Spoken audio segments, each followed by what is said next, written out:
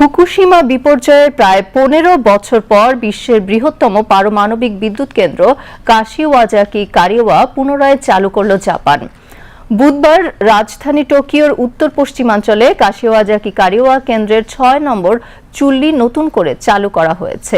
ত্রুটিপূর্ণ অ্যালার্মের কারণে এই চুল্লি চালু করতে একদিন দেরি হয়েছে।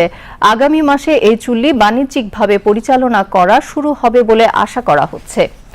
কাশিওয়াজাকি কারিওয়া বিদ্যুৎ কেন্দ্রটি ২০১১ সালের ভূমিকম্প ও সুনামির পর বন্ধ করে দেওয়া ৫৪টি চুল্লির একটি ছিল। চেরনোবিল পারমাণবিক দুর্ঘটনার পর থেকে বিশ্বের ভয়াবহতম পারমাণবিক বিপর্যয় হিসেবে পরিচিত জাপানের ফুকুশিমা দাইইচি দুর্ঘটনার পর কেন্দ্রটি বন্ধ করে দেওয়া হয়। বিপর্যয়ের পর থেকে আমদানিকৃত জীবাশ্ম জ্বালানির ওপর নির্ভরতা কমাতে জাপান তাদের ৩৩টি সচল চুল্লির মধ্যে এ পর্যন্ত ১৪টি পুনরায় চালু করেছে। তবে কাশিওয়াজাকি কারিওয়া হতে চলেছে প্রথম কেন্দ্র যেটি টোকিও ইলেকট্রিক পাওয়ার কোম্পানি পরিচালনা করবে। ফুকুশিমা পারমাণবিক বিদ্যুৎ কেন্দ্র এই টেপকোই পরিচালনা করতে চায়। গত বছর ডিসেম্বরে আঞ্চলিক ভোটে বিশ্বের বৃহত্তম এই পারমাণবিক বিদ্যুৎ কেন্দ্র পুনরায় চালুর অনুমোদন পায়।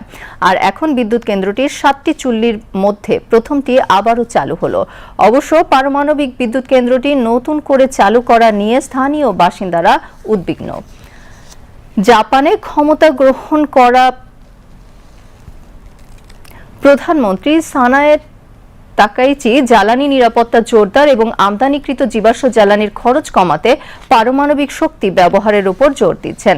জাপানের বিদ্যুৎ উৎপাদনের ৬০ থেকে ৭০% বর্তমানে আমদানিকৃত এলএনজি এবং কয়লার উপর নির্ভরশীল।